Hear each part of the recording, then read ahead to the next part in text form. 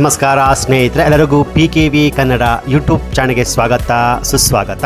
ರೈತರಿಗೆ ಅಲರ್ಟ್, ಇನ್ನು 3 ತಿಂಗಳಲ್ಲಿ ಅಕ್ರಮ ಪಂಪ್ ಸೆಟ್ ಸಕ್ರಮಗೊಳಿಸದೇ ಇದ್ದರೆ ಪವರ್ ಕಟ್. ರಾಜ್ಯದ ರೈತರು ಬಳಸುತ್ತಿರುವ ಅಕ್ರಮ ಪಂಪ್ ಸೆಟ್ಗಳನ್ನು ಮುಂದಿನ 3 ತಿಂಗಳಲ್ಲಿ ಸಕ್ರಮಗೊಳಿಸದೇ ಇದ್ದರೆ ಅಂತಹ ವಿದ್ಯುತ್ ಸಂಪರ್ಕವನ್ನು ಶಾಶ್ವತವಾಗಿ ಕಡಿತಗೊಳಿಸಲಾಗುವುದು ಎಂದು ಇಂಧನ ಸಚಿವ ಕೆ ಜಾರ್ಜ್ ಎಚ್ಚರಿಸಿದ್ದಾರೆ. ವಿಧಾನ ಪರಿಷತ್ನಲ್ಲಿ ಬಿಜೆಪಿ ಸದಸ್ಯ ಎನ್ ರವಿಕುಮಾರ್ ಕೇಳಿದ ಪ್ರಶ್ನೆಗೆ ಉತ್ತರಿಸಿದ ಸಚಿವರು, ಕೃಷಿ ಕ್ಷೇತ್ರದಲ್ಲಿ ಉಂಟಾಗುತ್ತಿರುವ ವಿದ್ಯುತ್ ಅವ್ಯವಸ್ಥೆಯನ್ನು ನಿಯಂತ್ರಿಸಲು ಈ ಕ್ರಮ ಅನಿವಾರ್ಯವಾಗಿದೆ ಎಂದು ಅವರು ಮಾಹಿತಿ ಕೊಟ್ಟಿದ್ದಾರೆ. ಸಚಿವರು ನೀಡಿದ ಮಾಹಿತಿಯ ಪ್ರಕಾರ ಸಾಮಾನ್ಯವಾಗಿ ಒಂದು ವಿದ್ಯುತ್ ಪರಿವರ್ತಕ ಅಂದರೆ ಟ್ರಾನ್ಸ್ಫರ್ 2 ಅಥವಾ 3 ಪಂಪ್ ಸೆಟ್ಗಳ ಭಾರವನ್ನು ಮಾತ್ರ ಹೊರುವ ಸಾಮರ್ಥ್ಯ ಹೊಂದಿರುತ್ತೆ.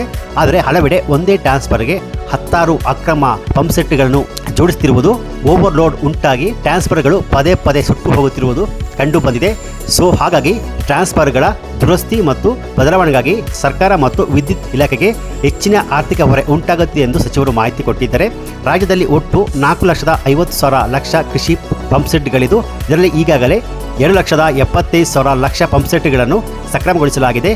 ಉಳಿದ ರೈತರು ಮುಂದಿನ 90 ದಿನಗಳ ಒಳಗೆ 3 ತಿಂಗಳ ಒಳಗೆ ಕೆಲವೊಂದು ಶುಲ್ಕ ಪಾವತಿಸಿ ತಮ್ಮ ಪಂಪ್ ಸೆಟ್ಗಳನ್ನು ಸಕ್ರಮಗೊಳಿಸಬೇಕು ಎಂದು ಸಚಿವರು ಮಾಹಿತಿ ಕೊಟ್ಟಿದ್ದಾರೆ. ಗಡುವಿನ ನಂತರವೂ ಸಕ್ರಮಗೊಳ್ಳದ ಪಂಪ್ ಸೆಟ್ಗಳ ವಿದ್ಯುತ್ ಸಂಪರ್ಕವನ್ನು ಯಾವುದೇ ಮುನ್ಸೂಚನೆ ನೀಡದೆ ಕಡಿತಗೊಳಿಸಲು ಇಲಾಖೆ ಸಿದ್ಧತೆ ನಡೆಸಿದೆ ಎಂದು ಸಚಿವರು ಎಚ್ಚರಿಕೆ ನೀಡಿದ್ದಾರೆ. ಸ್ನೇಹಿತರೆ, ಹೀಗಾಗಿ ಯಾವ ರೈತರದು ಕೃಷಿ ಪಂಪ್ ಸೆಟ್ಗಳು ಇನ್ನೂ ಕೂಡ ಸಕ್ರಮವಾಗಿರುವು ಆದಷ್ಟು ಇದೇ 90 ದಿನಗಳ ಒಳಗೆ ನಿಮ್ಮ ಕೃಷಿ ಪಂಪ್ ಸೆಟ್ ಅನ್ನು ಸಕ್ರಮಗೊಳಿಸಿ ಎಂದು ಸರ್ಕಾರ ಮಾಹಿತಿ ಕೊಟ್ಟಿದ್ದಾರೆ. ಇದಕ್ಕೆ ನೀವು ಕೆಲವೊಂದಷ್ಟು ಫೀಸನ್ನು ಕಟ್ಟಿ ನೀವು ಸಕ್ರಮಗೊಳಿಸಬೇಕು, ಇಲ್ಲಾಂದ್ರೆ ನಿಮ್ಮ ವಿದ್ಯುತ್ ಸಂಪರ್ಕ ಕಟ್ ಮಾಡುತ್ತಾರೆ ಸ್ನೇಹಿತರೆ.